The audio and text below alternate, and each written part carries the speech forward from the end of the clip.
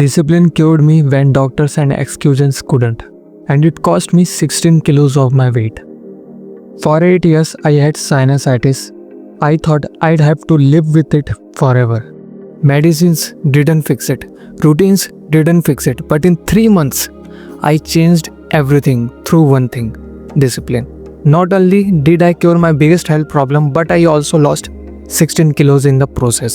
And today I want to show you how discipline and consistency can completely change your life, no matter what you are struggling with. Most people want results without sacrifice. We want health without giving up comfort. We want muscles without saying no to junk food. And when people hear discipline, they imagine punishment. But here is the truth.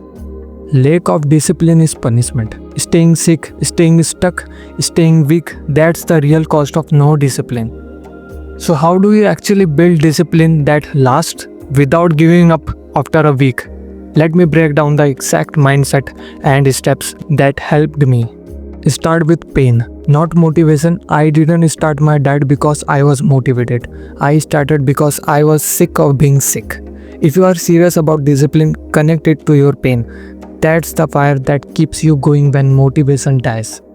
Build small, unbreakable rules. My rule was simple: follow my diet every single day for 3 months.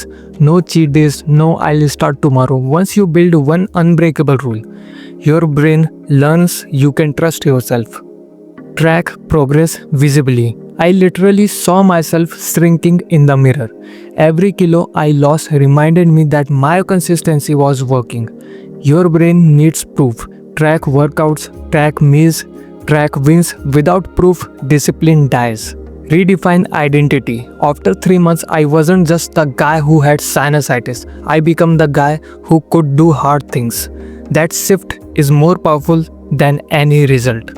Discipline becomes who you are, not what you do. Look at me right now, I am underweight. I lost 16 kilos and yes, I need to gain that weight back and build muscle.